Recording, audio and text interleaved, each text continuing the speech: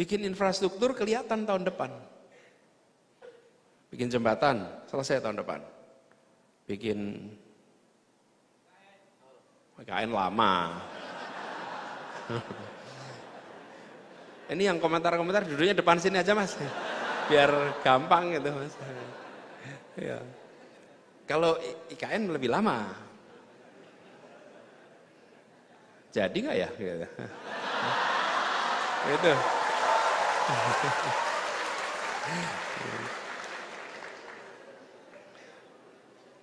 Kelihatannya tidak minta tolong UII ya untuk visibility studies-nya Mas Yahya.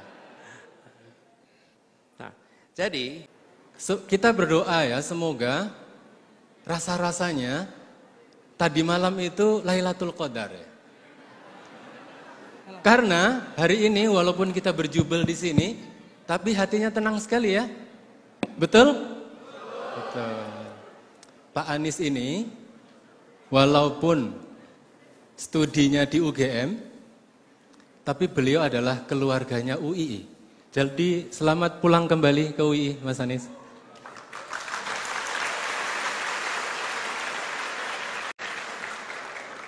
Ayah beliau adalah dosen Fakultas Ekonomi dan almarhum ayah beliau dimakamkan di makam UI yang terletak kurang lebih setengah kilo dari sini. Jadi kita sangat bahagia dan bangga kita ini satu keluarga dengan Mas Anies Baswedan.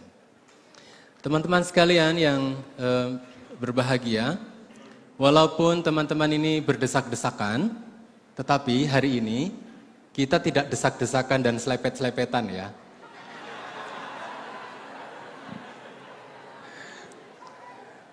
Kalau sarungan kita selepetan Mas. Hari ini kita undang Mas Anies untuk hadir ke Masjid Ulil Albab di lantai 2 karena Mas Anies ini adalah salah satu contoh figur paling lengkap dari insan Ulil Albab itu. Nah, silahkan tepukkan. Intelektual muda Muslim yang tidak pernah berhenti untuk bergerak demi pendidikan dan keadilan sosial. Oleh karena itu, kita sambut dengan hangat Mas Anies Baswedan. Silakan.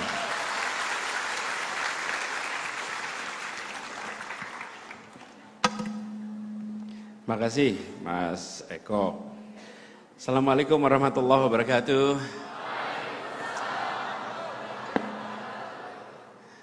Alhamdulillah wa syukurillah. Wala haula wala quwata illa billah. Allahumma sholli wa sallim wa barik ala sayyidina Muhammad wa ala alihi wa ashabi ajmain. Raditu billahi rabba wa bil islami dina wa bil muhammadin nabiyya wa rasulah. Rabbi zidni ilma warzuqni fahma. Amin. Amma ba'du. Yang saya hormati Pak Rektor, Pak Profesor Fathul Wahid. Terima kasih kehangatannya nyambutnya dan beliau duduk sama-sama di sini luar biasa. Beri tepuk tangan buat Pak Rektor kita. Yang saya hormati Pak Dr. Andes Rohidin. Yang saya hormati juga tadi Mas Wing udah nggak ada ya kelihatannya, Pak Wiryono, Pak Nanang. Juga di sini ada saya panggilnya Mas Abdul Jamil. Dr. Abdul Jamil, mantan dekan Fakultas Hukum UII. Saya seharusnya datang ke sini dengan Ketua Ikatan Alumni UII. Namanya Dr. Ari Yusuf Amir. Beliau lagi on the way ke sini. Beliau ketua tim hukum, Timnas ketika Pilpres tahun lalu. Boleh kasih tepuk tangan. Dan yang saya banggakan teman-teman mahasiswa semua yang hadir semua di sini, ini puasa, puasa ya, puasa, semangatnya menyala betul di sini. Iya, itu cahaya lampu di sana terang, tapi kalah terang dengan cahaya mata yang hadir di sini. Oh, iya, ini semuanya bersemangat, insya Allah benar. Tadi malam mudah-mudahan benar Lailatul Qadar. Kalau bukan, ya insya Allah besok malam Lailatul Qadar. Masih ada harapan untuk mendapatkannya. 10 hari terakhir. Terima kasih undangannya. Saya senang sekali bisa kembali ke UII ini. UII biasanya kita bilangnya nih. UII seperti dibilang Mas Eko, Mas moderator tadi. Memang betul kalau ditanya kampus, dulu saya kuliah di Universitas Gadjah Mada. Tapi saya tumbuh besar bersama dengan Universitas Islam Indonesia. Jadi ayah saya dosen di Fakultas Ekonomi, dan sejak saya masih kecil keseharian kami itu dengan UII. Cerita sedikit boleh ya? Boleh ya, sedikit.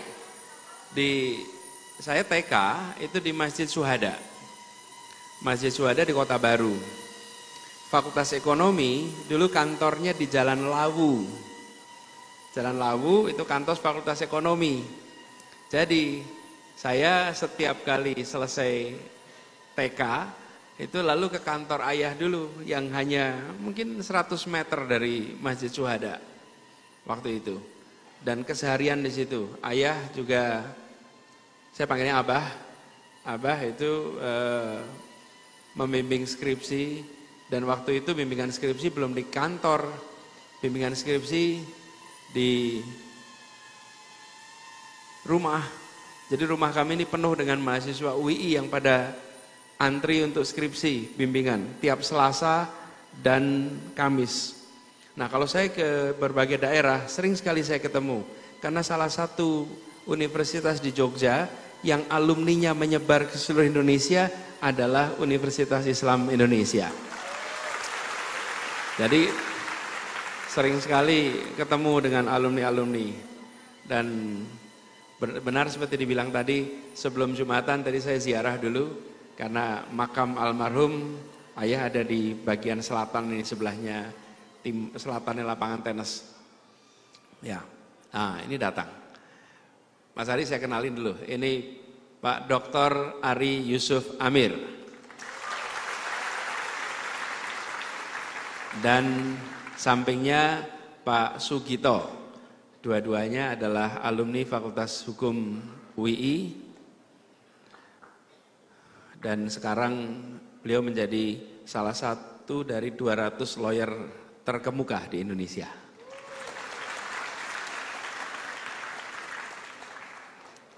Saya dapat tugas bicara soal pendidikan dalam kerangka keadilan sosial, betul ya Mas? Pak moderator, berdiri di sini itu terasa berjarak, Pak. Kekuasaan itu boleh berjarak, tapi kita di sini tidak berada di dalam kekuasaan, betul ya? Betul ya? Kalau kita di bawah aja gimana? Yuk, kita di bawah ya, ini ya. Nah, biar lebih dekat sini ya. Saya pinjam podiumnya nanti. Nah, di sini jadi lebih dekat dengan semuanya.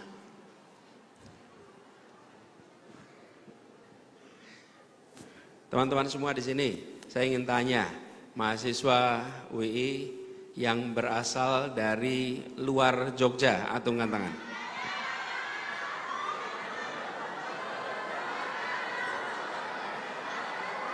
Banyak ya. Ya.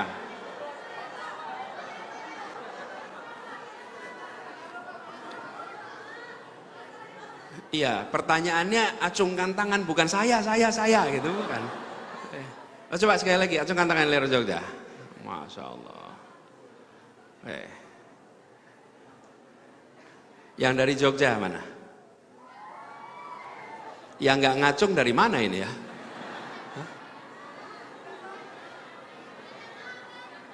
Oh, ada yang SMA?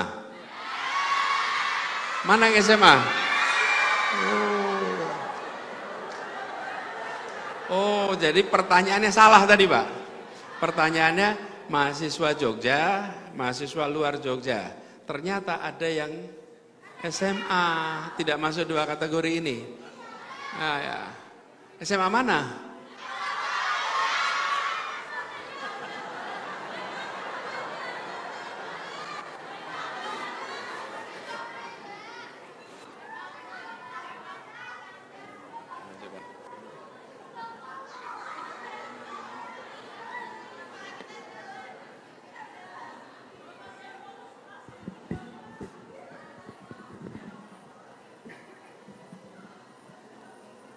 Jadi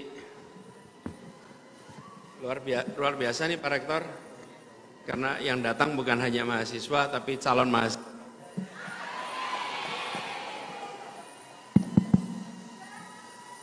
Ya, ya.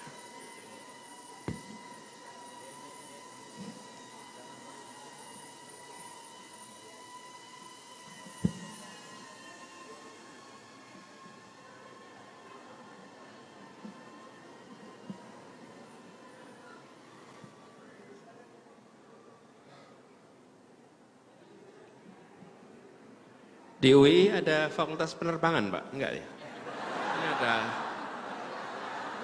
ada alat-alat penerbangan di sini, Pak. Ya, dulu zaman kuliah dibilang gitu, Pak. Itu Mas di IAIN ada fakultas penerbangan, Pak. Oh ya, bagian main terbang, Pak. Penerbangan. Teman-teman sekalian, sekali lagi saya bersyukur sekali Pak Rektor dan semua teman-teman mahasiswa karena akan ngobrol soal pendidikan dan dalam kerangka keadilan sosial. Menarik ya, kenapa? Karena UII ini adalah universitas yang didirikan oleh pejuang. Para pendiri bangsa, pendiri republik itu mendirikan UII. Dan UI ini adalah universitas pertama yang didirikan sejak kemerdekaan. Setelah kemerdekaan yang didirikan pertama UII. Betul ya Pak Rektor? Universitas pertama itu UII. Dan pada saat itu jumlah mahasiswa itu masih sedikit sekali. Angka statistiknya tidak ada. Tapi mereka menyebutkan, ada yang menyebut 100, 200. Tapi intinya jumlah mahasiswa itu amat sedikit. Dan yang lebih parah lagi, 95% penduduk buta huruf Latin. Tidak bisa baca tulis. Jadi terbayangkan kalau mimpin sebuah bangsa yang tidak bisa baca tulis, susah, rumit. Kasih bambu runcing, sanggup. Diajak berdebat, bisa. Ajak perang, sanggup. Kasih selembar kertas, suruh tulis nama, gak sanggup langsung. Itu kondisi yang ada di bangsa kita. Nah, 80 tahun kemudian di kampus yang didirikan ini, saya dapat tugas bicara tentang pendidikan, tapi bukan pendidikan aja, tapi pendidikan dalam kerangka keadilan sosial. Artinya apa? UII tidak berubah. UII terus mau bicara tentang keadilan pendidikan untuk semua. Nah,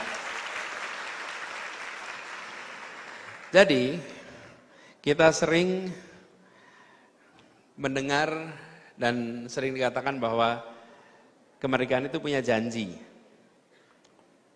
Janji kemerdekaan. Saya pun lebih cenderung mengistilahkannya janji kemerdekaan. Kenapa?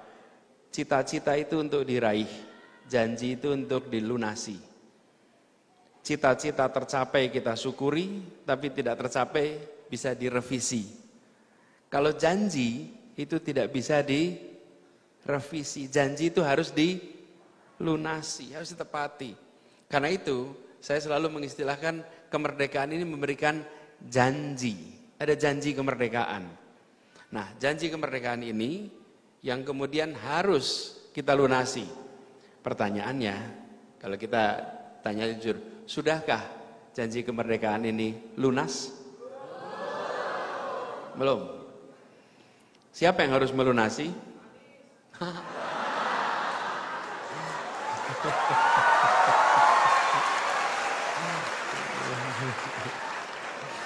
Iya. Ini Mas, saya beri cash langsung Mas. Aduh. Iya. Ini hanya ditemukan di Jogja yang begini ini. Jadi kalau kita lihat ke kanan kiri kita banyak yang belum terlunasi. Banyak anak-anak kita yang tidak punya kesempatan untuk belajar. Jadi pendidikan sama keadilan, ini yang mau kita bahas ini. Bahkan bukan hanya di pedesaan, di kota-kota pun kita menyaksikan perbedaan yang besar. Kalau di pedesaan jelas, Di kawasan pedesaan banyak sekolah tanpa guru, banyak sekolah yang rusak, banyak daerah tanpa fasilitas sekolah. Bahkan ada yang harus melewati jembatan yang berisiko, harus melewati menggunakan kapal untuk lintas pulau. Dan di kota besar kita menemukan ketimpangan juga seperti kota-kota besar macam Jakarta. Ada sekolah internasional dengan fasilitas luar biasa, tapi ada juga sekolah dengan guru yang masih kurang. Jadi kita menyadari bahwa pendidikan itu bukan soal kurikulum saja, bukan soal nilai kelulusan, tapi pendidikan itu adalah tentang akses, soal kesempatan, soal keadilan. Jadi, jika kita ingin membangun negeri yang adil, maka kita tidak hanya bicara tentang politik, tidak hanya bicara soal hukum, tidak hanya bicara soal ekonomi, tapi dari itu semua, walaupun amat penting, tapi tanpa pendidikan berkualitas yang merata, maka keadilan sosial hanya akan menjadi mimpi terus. Keadilan sosial akan menjadi kenyataan jika pendidikan berkualitas dan merata dirasakan oleh setiap keluarga, setiap anak-anak di seluruh Indonesia. Karena itulah penting sekali bagi kita semua untuk memberikan fokus pada hal ini. Dan sekarang di era demokrasi, bagaimana kita berharap pada demokrasi yang sehat jika rakyatnya tidak mendapatkan pendidikan yang cukup untuk paham soal hak, paham soal kewajiban. Bagaimana mungkin kita ingin membangun ekonomi yang kuat jika sebagian besar anak muda tidak punya bekal untuk bersaing dengan kompetensi, dengan keterampilan yang memadai. Itu sebabnya kenapa pendidikan ini harus jadi prioritas dan prioritas utama di dalam perjuangan kita menuju keadilan sosial. Dia bukan hanya sebagai alat mobilitas sosial, tapi juga sebagai pondasi untuk masyarakat yang berdaya. Dan teman-teman lihat tetangga-tetangga kita. Yang paling awal namanya Jepang. Kemudian Korea Selatan, kemudian Singapura, kemudian Cina. Semua melakukan perubahan untuk meraih kemajuan dan keadilan melalui jalur pendidikan berkualitas yang merata. Itu mereka kerjakan. Nah, ini sebabnya bagi kita di Indonesia ini harus jadi perhatian serius. Ada sayangnya kita seringkali ingin mengerjakan sesuatu yang hasilnya dirasakan langsung. Sementara pendidikan itu tidak bisa dirasakan langsung. Pendidikan itu, coba bayangkan, nih coba teman-teman ingat-ingat aja, teman satu kelas SD, SMP, SMA sampai kuliah, ada yang tidak sekolah, putus SMA, sampai usia 30 dijajarkan foto bareng. Ada bedanya enggak? Enggak ada bedanya. Yang udah sekolah apa tidak? Bedanya pada mana? Bedanya pada kesempatan kerja, bedanya pada karya, bedanya sesuatu yang tidak mudah untuk ditunjukkan secara visibility, secara ketertampakan. Dan itu yang menyebabkan kenapa seringkali pendidikan ini tidak menjadi fokus dalam urusan politik kita. Bikin infrastruktur kelihatan tahun depan. Bikin jembatan selesai tahun depan. Bikin KN lama.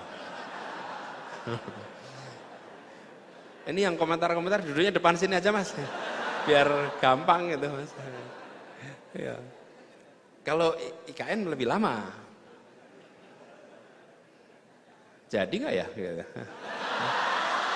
Itu.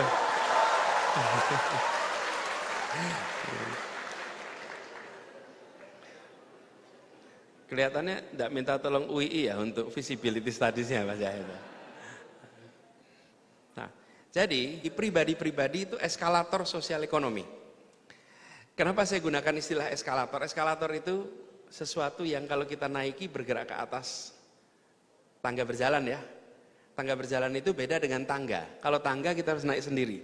Kalau tangga berjalan kita naik diam saja pun terbawa ke atas. Nah pendidikan itu seperti itu.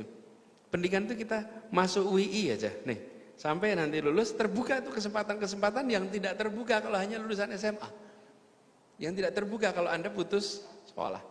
Dan kita punya contoh begitu banyak tentang pendidikan sebagai eskalator sosial ekonomi. Saya tinggal di Jalan Kaliurang, KM 5. Rumah saya di situ Karangwuni namanya. Kalau musim lebaran dulu, itu murid-muridnya almarhum ayah, itu habis lebaran itu pada datang. Dan datang bawa anak, bawa suami, bawa istri.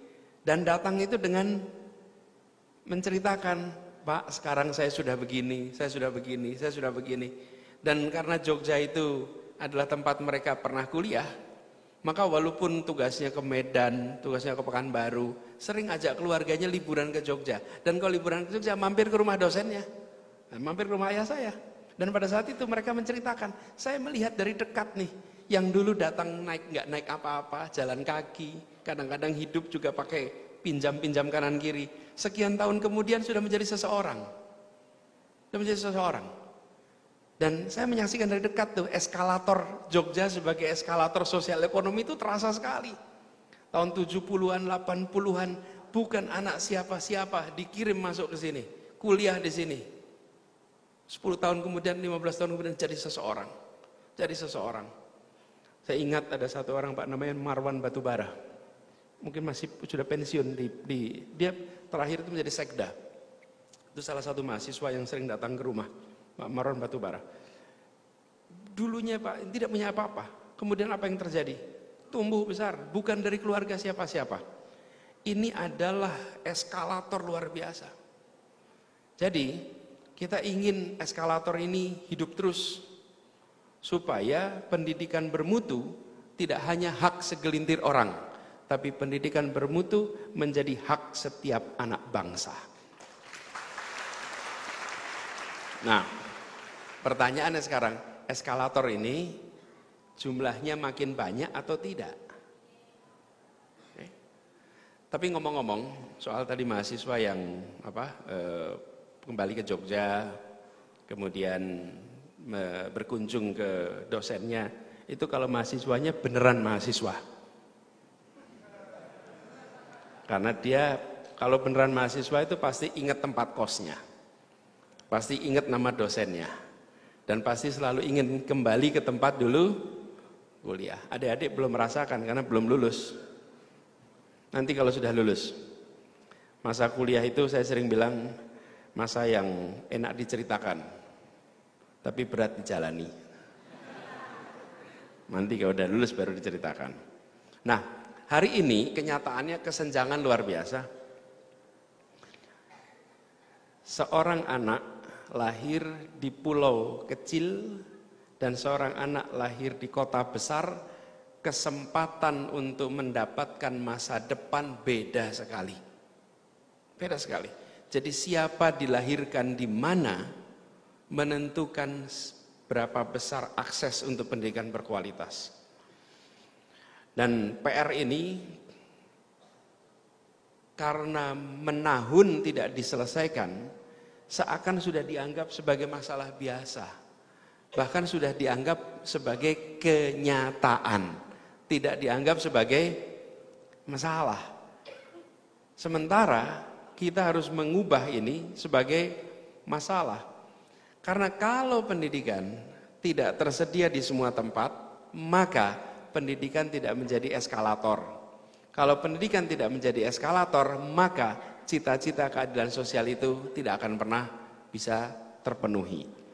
Jadi teman-teman sekalian, jika pendidikan mau jadi fokus, maka kita semua harus serius mendorong ini. Mudah-mudahan deh, pemerintahan sekarang memberikan perhatian serius soal pendidikan.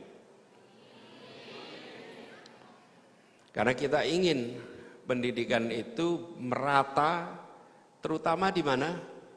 Ini teman-teman, putusnya di mana? Putusnya di menengah. SMP, SMA, di situ letak. Kayak piramid kita ini. Yang bawah SD di mana-mana ada, SMP mulai lebih sedikit, SMA lebih sedikit, kuliah lebih sedikit. Masuk SD itu kira-kira 5,6 juta.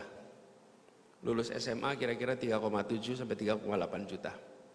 Jadi ada sekitar 1,8 juta anak hilang per angkatan per tahun. Kalikan 10 tahun 19 juta. Bonus demografi kita hilang. Dan 19 juta ini yang berada di sektor informal. Pekerjaannya non formal. Ini yang kemudian membuat beban untuk kemajuan karena kesempatan mereka terbatas. Nah, karena itulah kita melihat ini menjadi penting sekali. Lalu teman-teman sekalian, kita juga berada di sebuah situasi demokratis. Bahwa pendidikan sering saya katakan bukan sekedar persiapan kerja. Pendidikan bukan sekedar alat untuk mengumpulkan ijazah dan sertifikat. Pendidikan juga pondasi untuk masyarakat yang sehat, beradab, demokratis. Karena pendidikan itu adalah alat untuk membangun nalar kritis, alat untuk menumbuhkan pemahaman yang mendalam, pemahaman yang benar tentang posisinya sebagai warga negara dan ambil sikap yang bertanggung jawab. Nah, kita setiap hari disuguhi informasi A, B, C, D, F, G. Ada opini, ada perdebatan, bahkan propaganda. Tapi juga kita tahu ada informasi yang benar, ada informasi yang tidak benar. Nah, pendidikan memiliki peran untuk menumbuhkan kemampuan berpikir kritis, kemampuan untuk berpikir, memilah, memilih, mengambil keputusan dengan menggunakan pengetahuan, dengan menggunakan metode ilmiah dan bukan sekedar ikut arus. Nah, pendidikan ini artinya bukan hanya di dalam ruang kelas, tapi juga pendidikan di kehidupan sekitar kita. Dan saya salut karena UII selalu memberikan kesempatan bagi mahasiswanya untuk aktif bukan hanya dalam kelas tapi di luar kelas. Karena itulah yang nanti akan menumbuhkan kompetensi, bisa menjadi pribadi bermanfaat. Aktif di kelas penting, tapi aktif di luar kelas juga penting. Ada juga yang aktif di luar kelasnya luar biasa, dalam kelasnya sepi. Ada yang hanya aktif di kelas. Tapi saya ingin ingatkan, aktiflah di dua-duanya. IP yang tinggi itu penting. Tapi IP yang tinggi tidak cukup. IP tinggi itu mengantar pada panggilan wawancara. Di ruang wawancara yang menentukan adalah kepemimpinan, kemampuan komunikasi, kemampuan persuasi, kemampuan untuk menyampaikan secara sistematis. Dan itu didapatnya lewat organisasi di luar kelas. Tapi jangan diartikan, oh berarti IP-nya boleh rendah ya. Kalau IP-nya rendah nggak dipanggil wawancara, Mas. Jadi pertanyaan nih, IP minimal baiknya berapa ya? Sensitif, Mas, sensitif. Berapa IP minimal? 3. Berapa nih? 3. 3,3. 2,3. Wah, yang laki-laki nih harapannya minimal berapa? 4. 4 loh. Ya kita doakanlah 4 itu. Cari IP minimal itu. Ini yang saya pakai dulu nih. Saya lihat syarat beasiswa S2 berapa? Nah, berapapun syarat S2 itu, beasiswa itu, minimalnya di situ. Supaya saat mendaftar beasiswa tidak ditolak karena IPK. Karena kalau IPK-nya kurang itu nggak bisa daftar beasiswa. Nah, mau di atas itu boleh, namanya juga syarat minimal, bukan? Syarat minimal jangan 4, karena di atas itu nggak ada. Berikan ruang untuk IP itu tumbuh.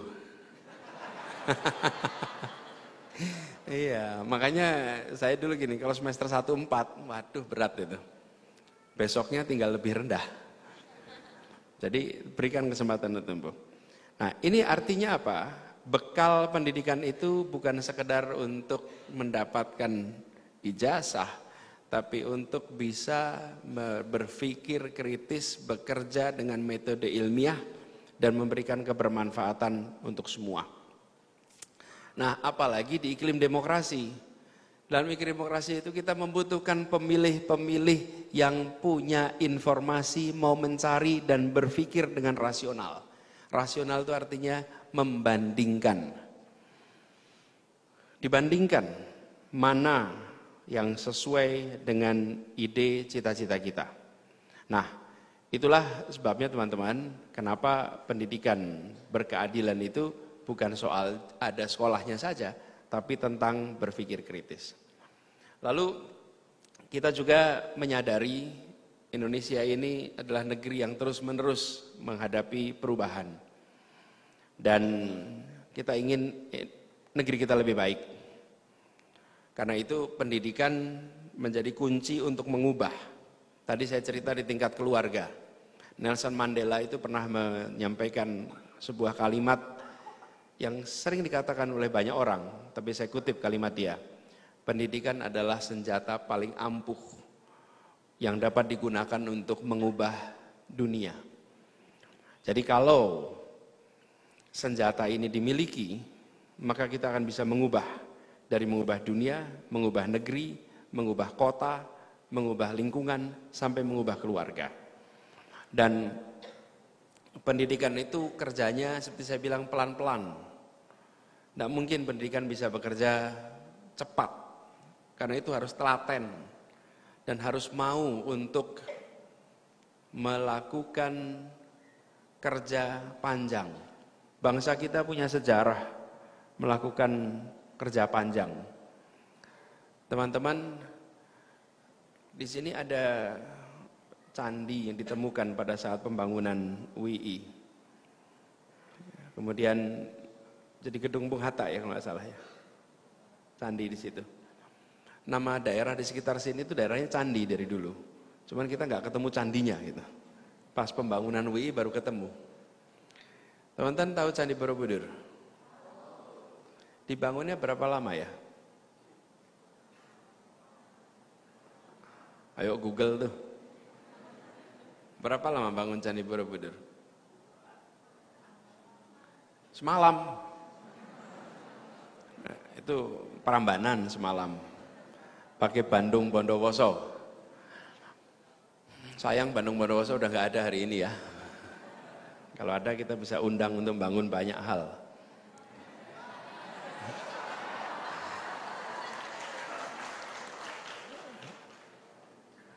Berapa tahun?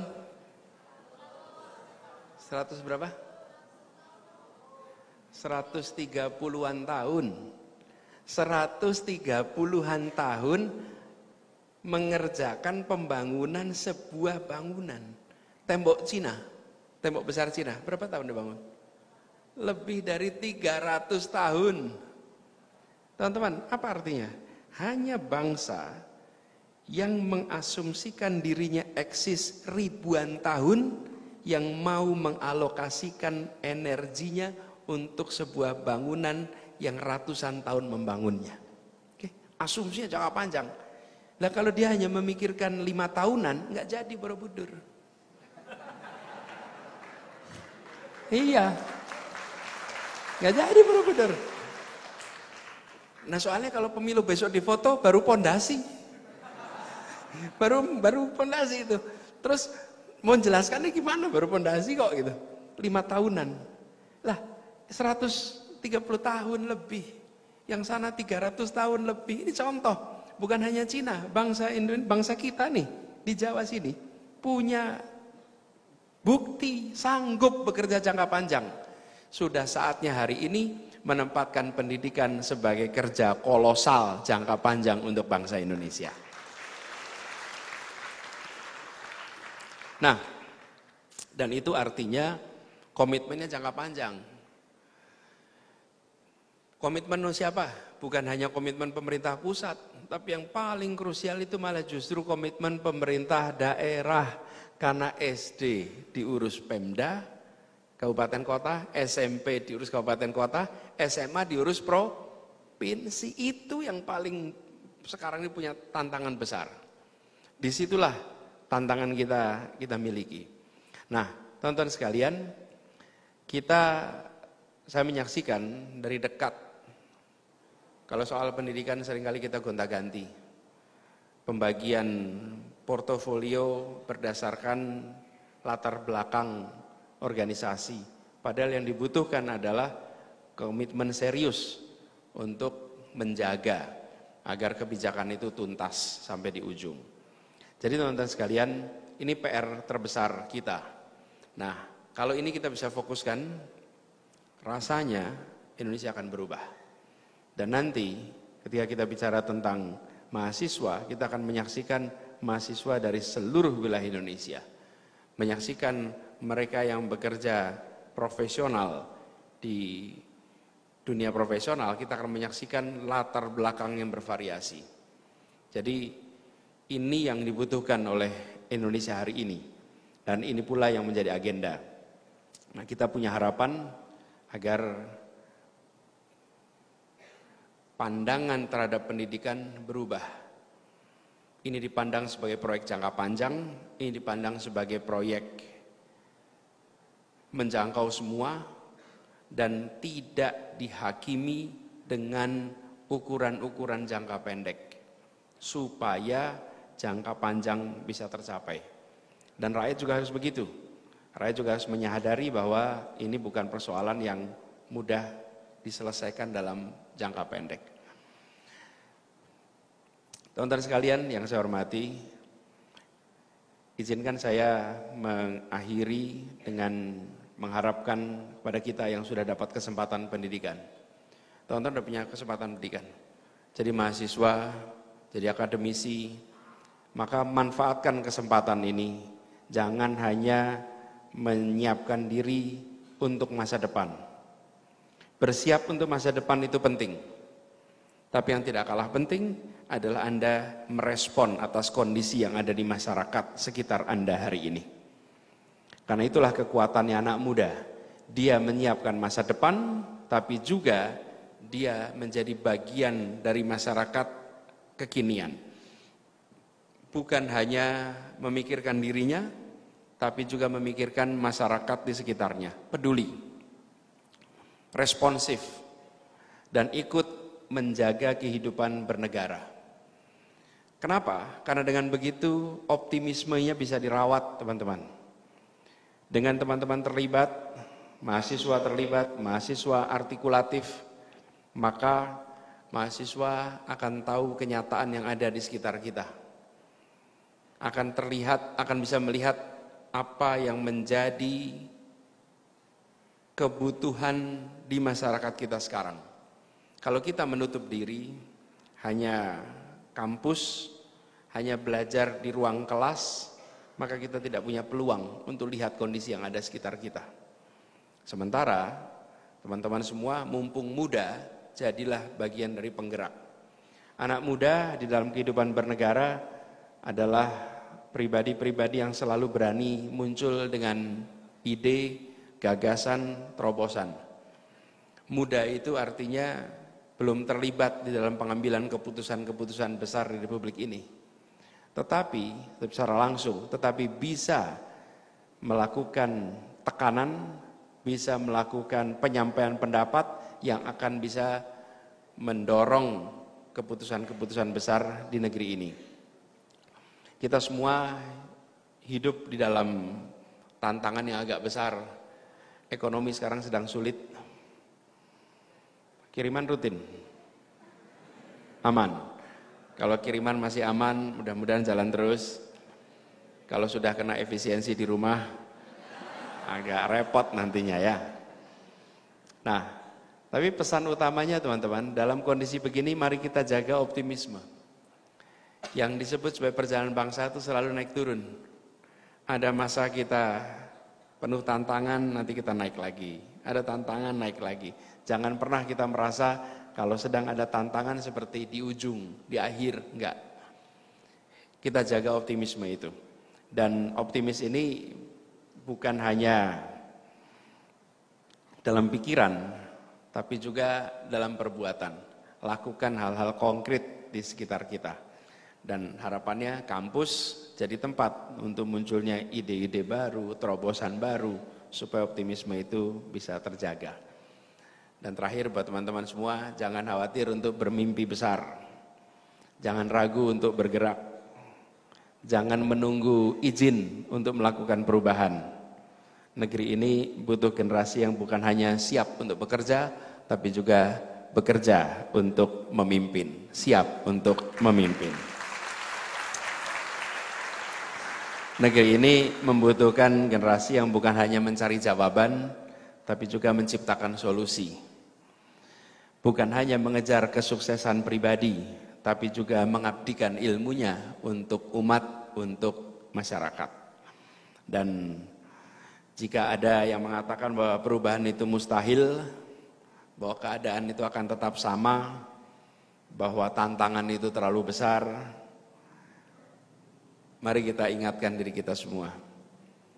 Perubahan besar dalam sejarah itu selalu dimulai oleh sekelompok anak muda yang berani bermimpi, yang berani melangkah, yang berani mewujudkan harapan jadi kenyataan.